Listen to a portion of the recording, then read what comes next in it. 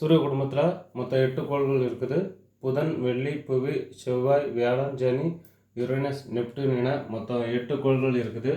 இதில் சூரியனுக்கு அருகில் இருக்கக்கூடிய கோள் எது பார்த்தீங்க அப்படின்னா புதன். முதலாவதாக இருக்கக்கூடிய கோள் பார்த்தீங்க அப்படின்னா புதன். இந்த புதனானது சூரியனுக்கு மிக அருகில் இருக்குது. அதே நேரம் இது மிகவும் சிறிய கோள். 8 கோள்களிலே மிகவும் சிறிய கோள் எது பார்த்தீங்க அப்படின்னா புதன். இந்த புதனானது ரோமானிய கடவுள் தூதுவரான மெர்க்குரியின் பெயரால் அழைக்கப்படுகிறது. சரிங்களா? ரோமானிய கடவுள் தூதரோட பெயர் பார்த்தீங்க அப்படின்னா மெர்க்குரி. அந்த மெர்க்குரி என்று இந்த புதன் அழைக்கப்படுகிறது. இந்த புதன் கோளில் பார்த்தீங்க அப்படின்னா நீர் கிடையாது, வாயுக்கள் கிடையாது, வளிமண்டலம் கிடையாது. சரிங்களா? நீர், வாயு, வளிமண்டலம் எதுவுமே இந்த புதனில் கிடையாது. இதனுடைய விளைவு என்னென்னு பார்த்தீங்க அப்படின்னா இந்த நீர், வாயு, வளிமண்டலம் எதுவுமே இல்லாததுனால பகல் நேரத்தில் அதிக வெப்பமாக காணப்படும். இரவு நேரத்தில் பார்த்தீங்க அப்படின்னா கடுமையான குளிர் இந்த புதன் கோளில் காணப்படும். சரிங்களா? பகலில் அதிக வெப்பமும் இரவில் கடுமையான குளிரும் காணப்படும். இந்த புதன் கோளுக்கு பார்த்தீங்கன்னா துணைக்கோள்கள் எதுவுமே கிடையாது. அதே நேரம் அதிகாலை வேளையிலும் சரி, அந்தி மாலை வேளையிலும் சரி, அதிகாலை மற்றும் அந்தி மாலை வேளையில் வெறும் கண்களால் இந்த புதனை பார்க்க முடியும். சூரியனுக்கும் புதனுக்கும் இடையே உள்ள தொலைவு எவ்வளோ பார்த்தீங்க அப்படின்னா 57.9 மில்லியன் கிலோமீட்டர் தூரம் சூரியனுக்கும் புதனுக்கும் இடையே காணப்படுகிறது. அதே நேரம் சூரியனை இந்த புதன் சுற்றி வருவதற்கு எடுத்துக்கொள்ளக்கூடிய காலம் என்னென்னு பார்த்தீங்க அப்படின்னா 88 நாட்களில் சுற்றி வருகிறது. அதே நேரம் புதன் தன்னைத்தானே சுழல்வதற்கு எடுத்துக்கொள்ளக்கூடிய காலம் எவ்வளோ பார்த்தீங்கன்னா 58.7 நாட்கள். சுற்றுதல் என்பது சூரியனை சுற்றி வருதல், சுழலுதல் என்பது தன்னைத்தானே சுழல்தல். இதன் விளையாட்டு இரவு பகல் மாற்றம் ஏற்படும். இதில் பருவகால மாற்றங்கள் ஏற்படும். அவ்வளோ. சரிங்களா? ஸோ சூரியனுக்கும் புதனுக்கும் இடையே எவ்வளோ தூரம் பார்த்தீங்க அப்படின்னா 57.9 மில்லியன் கிலோமீட்டர். அதே நேரம் சூரியனை சுற்றி வர புதன் எடுத்துக்கொள்ளக்கூடிய காலம் 88 நாட்கள். புதன் தன்னைத்தானே சுற்றுவதற்கு எடுத்துக்கொள்ளக்கூடிய கால அளவு பார்த்தீங்க அப்படின்னா 58.7 நாட்கள். அடுத்தது புதனுக்கு அடுத்தபடியாக இருக்கக்கூடிய வெள்ளி. சூரிய குடும்பத்தினுடைய இரண்டாவது கோள் பார்த்தீங்க அப்படின்னா வெள்ளி. வெள்ளி என்பது ஒரு வெப்பமான கோள். அன்பு மற்றும் அழகை குறிக்கக்கூடிய ரோமானிய பெண் கடவுளான வீனஸ் பெயர்கள் அழைக்கப்படக்கூடிய கோள் தான் பார்த்தீங்க அப்படின்னா வெள்ளி. இந்த வெள்ளிக்கோளும் புவியும் ரெண்டுமே பார்த்தீங்க அப்படின்னா ஒரே அளவாக இருக்கிறதுனால என்ன அழைக்கப்படுது அப்படின்னா இரட்டை கோள்கள் அப்படின்ட்டு அழைக்கப்படுகிறது. எல்லா கோள்களும், அதாவது வெள்ளி, யுரேனஸ், இந்த 2 கோள்கள் மட்டும்தான் கடிகார சுற்றில் சுற்றுகிறது. அதாவது கிழக்கிலிருந்து மேற்கு நோக்கி சுற்றுகிறது. சரிங்களா? கிழக்கிலிருந்து மேற்கு நோக்கி சுற்றுகிறது. இந்த மாதிரி கடிகார சுற்றில் சுற்றுகிறது. இந்த வெள்ளிக்கோளுக்கு துணைக்கோள் கிடையாது. இது விடிவெள்ளி என்றும் அந்தி வெள்ளி என்று அழைக்கப்படுகிறது. நிலவிற்கு அடுத்தபடியாக இரவில் பிரகாசமாக தெரியக்கூடிய கோள் வெள்ளிக்கோள். சூரியனுக்கும் வெள்ளிக்கும் இடையில் உள்ள தூரம் பார்த்தீங்க அப்படின்னா 108.2 மில்லியன் கிலோமீட்டர். சூரியனை வெள்ளி சுற்றி வருவதற்கு எடுத்துக்கொள்ளக்கூடிய கால அளவு 224.7 நாட்கள். தன்னைத்தானே சுழன்று வருவதற்கு எடுத்துக்கொள்ளக்கூடிய கால நேரம் பார்த்தீங்க அப்படின்னா 243 நாட்கள். இது மற்ற கோள்களை விட இந்த வெள்ளிக்கோளானது தன்னைத்தானே சுழன்று வருவதற்கு எடுத்துக்கொள்ளக்கூடிய கால அளவு பார்த்தீங்கன்னா மற்ற கோள்களை விட இதற்கு அதிகம்.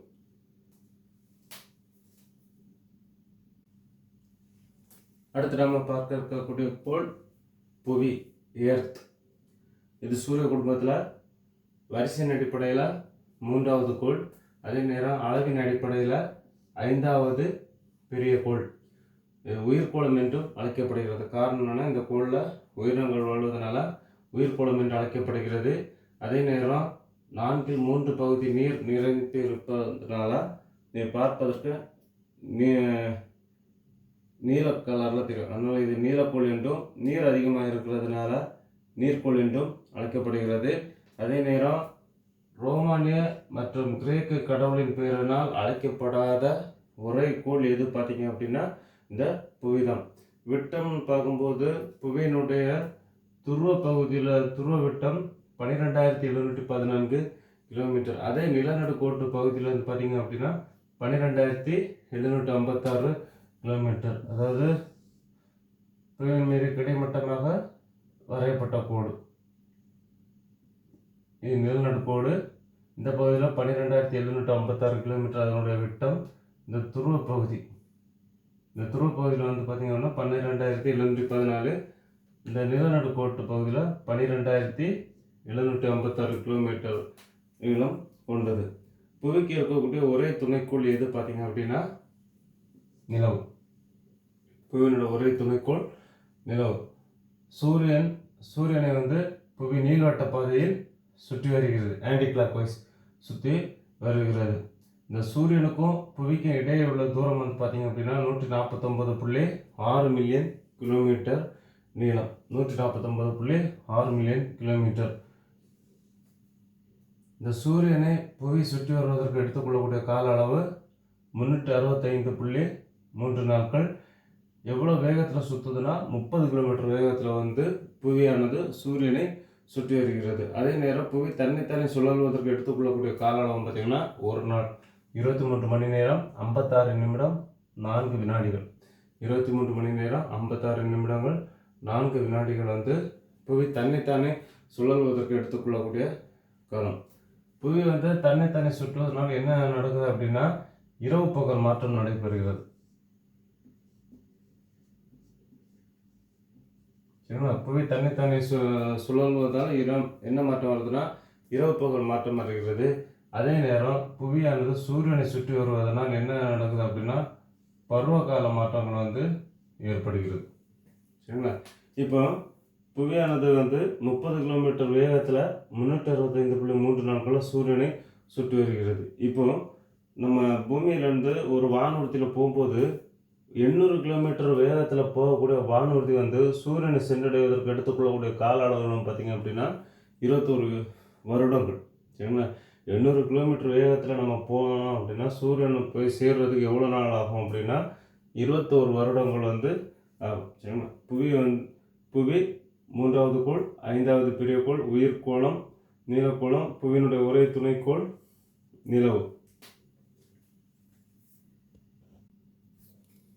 அடுத்து நம்ம பார்க்க இருக்கக்கூடிய கோள் செவ்வாய். இது சூரிய குடும்பத்தில் 4வதாக அமைந்திருக்கக்கூடிய கோள் செவ்வாய்.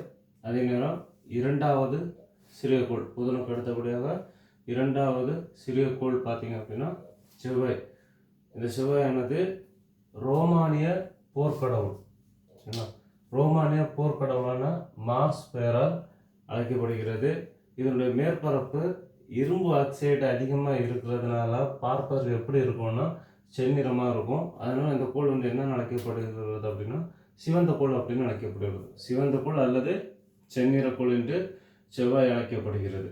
அதே நேரம் இதனுடைய வளிமண்டலம் வந்து மிகவும் மெல்லியதாக காணப்படுகிறது. செவ்வாய்க்கு வந்து 2 துணைக்கோள்கள் இருக்குது. ஒன்று போபஸ், இன்னொன்று டீமஸ். அதே நேரம் செவ்வாயை ஆராய்ச்சி செய்வதற்காக அங்கே அனுப்பப்பட்டிருக்கக்கூடிய பொருட்கள் பார்த்திங்க அப்படின்னா ஆர்பிட்டர்ஸ், சுற்றி வரும் களம் என்று அழைக்கப்படுகிறது.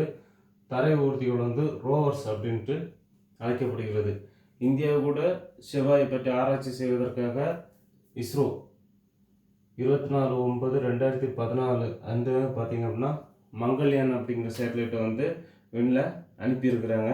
அந்த அடிப்படையில் வந்து பார்த்திங்கன்னா செவ்வாயை ஆராய்வதற்காக இந்தியா அனுப்பிய விண்கலத்தில் உலக அளவில் வந்து பார்த்திங்கன்னா இந்தியா வந்து 4வது இடம். முதல்ல வந்து ரஷ்யா அனுப்பியிருக்கிறாங்க, அதுக்கடுத்து அமெரிக்காவோட நாசா அனுப்பியிருக்கிறாங்க, 3வது ஐரோப்பா அனுப்பியிருக்கிறாங்க. அவர்களுக்கு அடுத்தபடியாட்டு இந்தியா வந்து செவ்வாயை ஆராய்ச்சி செய்வதற்காக விண்கலங்களை வந்து அனுப்பியிருக்கிறாங்க. சரிங்களா? இதில் சூரியனுக்கும் செவ்வாய்க்கும் இடையே உள்ள தூரம் அப்படின்னு பார்த்தீங்க அப்படின்னா 227.9 மில்லியன் கிலோமீட்டர். செவ்வாய்க்கும் சூரியனுக்கும் இடைப்பட்ட தூரம் 227.9 மில்லியன் கிலோமீட்டர்.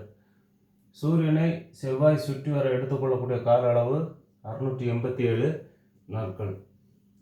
செவ்வாய் தன்னைத்தானே சுழல்வதற்கு எடுத்துக்கொள்ளக்கூடிய நேரம் 24 மணி நேரம் 37 நிமிடங்கள். 24 மணி நேரம் 37 நிமிடங்கள்.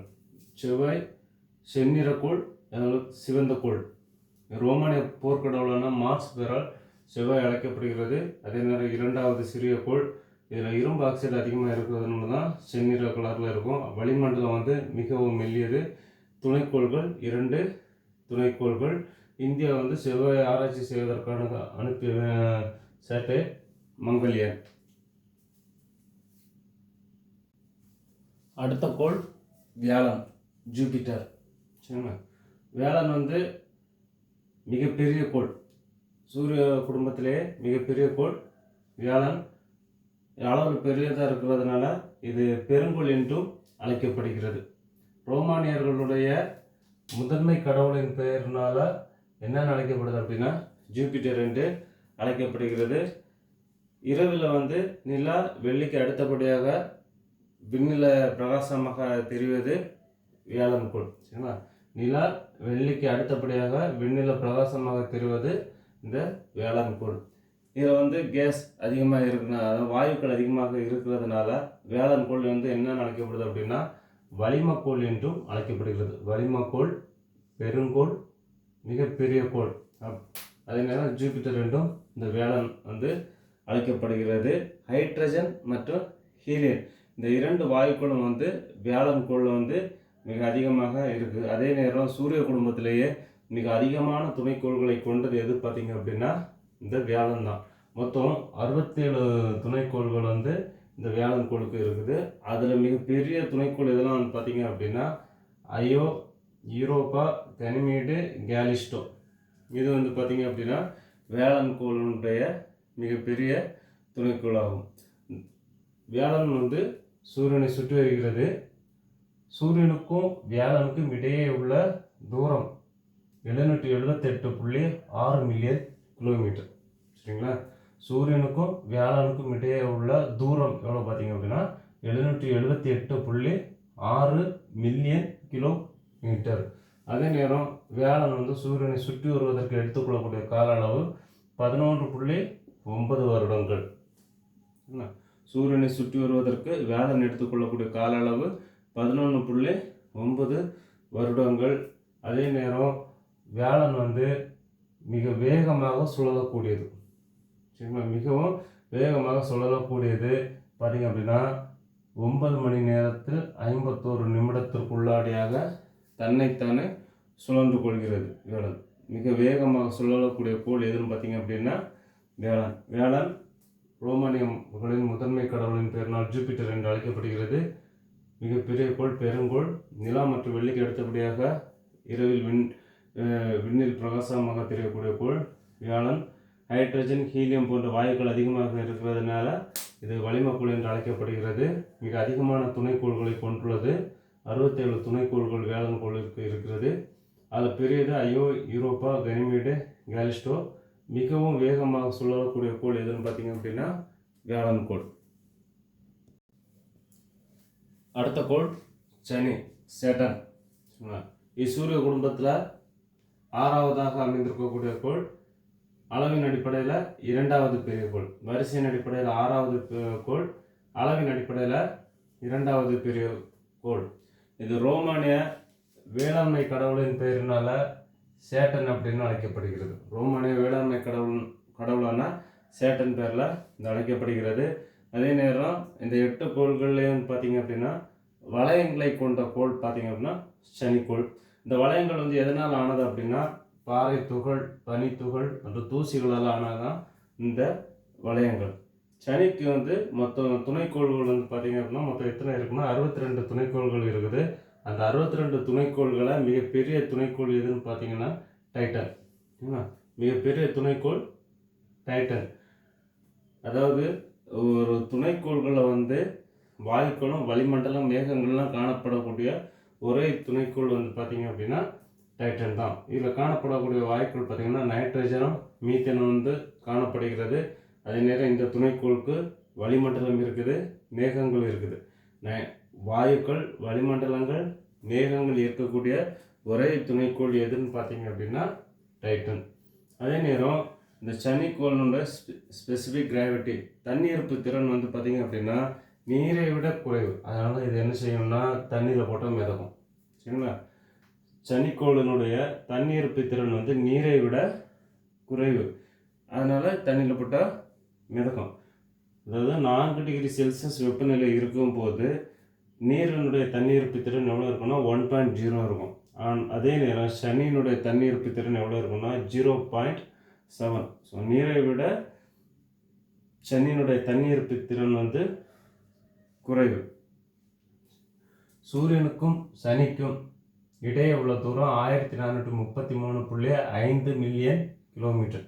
சரிங்களா? சூரியனுக்கும் சனிக்கும் இடையே உள்ள தூரம் 1433.5 மில்லியன் கிலோமீட்டர். சனி சூரியனை சுற்றி வர எடுத்துக்கொள்ளக்கூடிய கால அளவு 29.5 வருடங்கள். சனி சூரியனை சுற்றி வருவதற்கு எடுத்துக்கொள்ளக்கூடிய கால அளவு 29.5 வருடங்கள். சனி தன்னைத்தானே சுழல்வதற்கு எடுத்துக்கொள்ளக்கூடிய கால நேரம் 24 மணி நேரம் 14 நிமிடங்கள். நீள்வட்ட பாதையில் சுற்றுகிறது. சூரியனுக்கும் சனிக்கும் இடையே உள்ள தூரம் 1433.5 மில்லியன் கிலோமீட்டர். சனி சுழல்வதற்காக எடுத்துக்கொள்ளக்கூடிய நேரம் 24 மணி நேரம் 14 நிமிடங்கள். சூரியனை சுற்றி வருவதற்கு 29.5 வருடங்களை எடுத்துக்கொள்கிறது. சனிக்கு அடுத்தபடியாக சூரிய குடும்பத்தில் 7வதாக அமைந்திருக்கக்கூடிய கோள் யுரேனஸ். 7வதாக அமைந்திருக்கக்கூடிய கோள் யுரேனஸ். இது கிரேக்க விண்கடவுளின் பெயரினால் என்ன அழைக்கப்படுது அப்படின்னா யுரேனஸ் அப்படின்ட்டு அழைக்கப்படுகிறது. தொலைநோக்கியால் கண்டுபிடிக்கப்பட்ட முதல் கோள் பார்த்தீங்க அப்படின்னா யுரேனஸ் தான். அதை கண்டுபிடிச்சது யாருன்னு வந்து பார்த்தீங்க அப்படின்னா வில்லியம் ஹெர்ஷல் அப்படிங்கிறவர் தான் கண்டுபிடிக்கிறாரு. எந்த வருடம் அப்படின்னா 1781. 1781வது வருடம் தான் இந்த யுரேனஸ் கோள் வந்து கண்டுபிடிக்கப்படுகிறது. அதுவும் தொலைநோக்கியை பயன்படுத்தி கண்டுபிடிக்கப்படுகிறது. கண்டுபிடித்தவர் வில்லியம் ஹெர்ஷல். அதே நேரம் இந்த யுரேனஸில் வந்து பார்த்தீங்க அப்படின்னா மீத்தேன் வாயு அதிகமாக இருக்குது. சரிங்களா? இந்த மீத்தேன் வாயு அதிகமாக இருக்கிறதுனால யுரேனஸ் கோள் வந்து என்னென்ன அதனுடைய கலர் எப்படி பிரதிபலிக்கும் அப்படின்னா பச்சை நிறத்தில் பிரதிபலிக்கும். சரிங்களா? மீத்தேன் வாயு அதிகமாக இருக்கிறதுனால யுரேனஸ் வந்து பச்சை நிறத்தில் பிரதிபலிக்கும். அதே நேரம் இது கடிகார சுற்றில் சுற்றுகிறது. சரிங்களா? கடிகார சுற்றில் இதனுடைய அச்சு மிகவும் சாய்வாக சுற்றும். சரிங்களா? அச்சு மிகவும் சாய்வாக சுற்றுறதுனால நமக்கு அது எப்படி இருக்கும் அப்படின்னா பந்து உருண்டு ஓடுறது போலயே இருக்கும். அதனால் இந்த யுரேனஸுக்கு இன்னொரு பேர் இருக்குது, உருளும் கோள் என்று அழைக்கப்படுகிறது. தன்னோட அச்சு மிகவும் சாய்வாக சுற்று பார்ப்பதற்கு பந்து உருண்டு ஓடுறது போல சுற்றுறதுனால அது என்ன அழைக்கப்படுது அப்படின்னா உருளும் கோள் என்று அழைக்கப்படுகிறது. யுரேனஸ்க்கு மொத்தம் துணைக்கோள்கள் எத்தனை பார்த்தீங்க அப்படின்னா 27 துணைக்கோள்கள் இருக்குது. அது மிகப்பெரிய துணைக்கோள் வந்து டைட்டானியம். சூரியனை யுரேனஸ் சுற்றி வருகிறது நீள்வட்ட பாதையில், அதுவும் கடிகார சுற்றில் சுற்றி வருகிறது. சூரியனுக்கும் யுரேனஸ்க்கும் இடைப்பட்ட தூரம் பார்த்தீங்க அப்படின்னா 2872.5 மில்லியன் கிலோமீட்டர் தூரம். தூரம் 2872.5 மில்லியன் கிலோமீட்டர் தூரம் வந்து சூரியனுக்கும் யுரேனஸ்க்கும் இடையமான தூரம். சூரியனை சுற்றி வருவதற்கு யுரேனஸ் எடுத்துக்கொள்ளக்கூடிய காலம் 84 வருடங்கள். சரிங்களா? சூரியனை சுற்றி வருவதற்கு யுரேனஸ் எடுத்துக்கொள்ளக்கூடிய காலம் 84 வருடங்கள். அதே நேரம் யுரேனஸ் சுழல்வதற்காக எடுத்துக்கொள்ளக்கூடிய காலம் 17 மணி நேரம் 14 நிமிடங்கள். சரிங்களா? யுரேனஸ் 7வது கோள் கிரேக்க விண்கடவுளான யுரேனஸ் பேரில் அழைக்கப்படுகிறது. 1781 வில்லியம் ஹெர்ஷல் என்பவர் தொலைநோக்கி பயன்படுத்தி இதை கண்டுபிடிக்கிறாரு. மீத்தேன் வாயு அதிகமாக இருக்கிறதுனால பச்சை நிறத்தில் காணப்படும். கடிகார சுற்றில் சுற்றுகிறது. அதனுடைய அச்சு மிகவும் சாய்வாக இருக்குது. அதனால் நமக்கு பார்ப்பதற்கு பந்து உருண்டு ஓடுவது போல ஒரு தோற்றம் வரும். அதனால் இது என்ன அழைக்கப்படுதுன்னா உருளும் கோள் என்று அழைக்கப்படுகிறது. இதனுடைய துணைக்கோள்கள் வந்து மொத்தம் 27. அதில் மிக பெரியது டைட்டானியம். சூரியனுக்கும் யுரேனஸுக்கும் இடையே உள்ள தூரம் 872.5 மில்லியன் கிலோமீட்டர். சூரியனை யுரேனஸை சுற்றி வருவதற்கு எடுத்துக்கொள்ளக்கூடிய காலம் 84 வருடங்கள். தன்னைத்தானே சுழல்வதற்கு எடுத்துக்கொள்ளக்கூடிய நேரம் 17 மணி 14 நிமிடங்கள். அடுத்த கோள் நெப்டியூன். இது சூரிய குடும்பத்தில் 8ஆவதாக அமைந்திருக்கக்கூடிய கோள். அதே நேரம் மிக தொலைவில் அமைந்திருக்கக்கூடிய கோள் நெப்டியூன். நெப்டியூன் வந்து ரோமானிய கடல் கடவுளின் பெயர்னால நெப்டியூன் என்று அழைக்கப்படுகிறது. சரிங்களா? இந்த கோளில் வந்து பார்த்திங்கன்னா பலத்த காற்று வீசும். அதே நேரம் இந்த நெப்டியூனுடைய துணைக்கோள் வந்து பார்த்திங்க அப்படின்னா மொத்தம் எத்தனை இருக்குது அப்படின்னா 14 துணைக்கோள்கள் இருக்குது. அதில் மிக பெரியது ட்ரைட்டன். அதே ட்ரைட்டன். சரிங்களா? சூரிய குடும்பத்தில் 8வது சூரியனிடமிருந்து மிக தொலைவில் இருக்கிறதுனால இது வந்து பெரும்பாலும் குளிர்ந்தே காணப்படுகிறது. அதனால என்ன அழைக்கப்படுது அப்படின்னா குளிர்ந்த கோள் என்று அழைக்கப்படுகிறது. அதே நேரம் நீலம் மற்றும் வெள்ளை நிறத்தில் இது காணப்படுகிறது. யுரேனஸ் கோளில் இருந்து அதனோட நெப்டியூன் கோளை வேறுபடுத்தி காட்டுவது எதுன்னு பார்த்தீங்க அப்படின்னா இந்த நீலம் மற்றும் வெள்ளை நிறம் தான். ஏன்னா யுரேனஸ் கோள் வந்து பச்சை நிறத்தில் இருக்கும். இது வந்து நீலம் மற்றும் வெள்ளை நிறம் கலந்து இந்த நெப்டியூனானது காணப்படும். நெப்டியூன் வந்து சூரியனை எதிர்கடிகார சுற்றுலா சுற்றி வருகிறது. சூரியனுக்கும் நெப்டியூனுக்கும் இடையே உள்ள தூரம் எவ்வளோ பார்த்தீங்க அப்படின்னா 4495.1 மில்லியன் கிலோமீட்டர் வந்து தூரம். நெப்டியூன் சூரியனை சுற்றி வருவதற்கு எடுத்துக்கொள்ளக்கூடிய கால அளவு 164.8 வருடங்கள். 164.8 வருடங்கள். தன்னைத்தானே சுழல்வதற்கு எடுத்துக்கொள்ளக்கூடிய நேரம் 16 மணி 3 நிமிடங்கள் ஆகும். சரிங்களா? 16 மணி நேரம் 3 நிமிடங்களை எடுத்துக்கொள்கிறது. நெப்டியூன் சூரிய குடும்பத்தில் கடைசியாக 8ஆவதாக அமைந்திருக்கக்கூடிய கோள். மிக தொலைவில் அமைந்திருப்பதனால அது குளிர்ந்த கோளாக காணப்படுகிறது. அதே நேரம் ரோமானிய கடல் கடவுளின் பெயர்னால் அழைக்கப்படக்கூடிய கோள். இந்த நெப்டியூனுடைய துணைக்கோள்கள் மொத்தம் எத்தனை பார்த்தீங்கன்னா 14 இருக்குது. அதில் மிகப்பெரிய துணைக்கோள் ட்ரைட்டன்.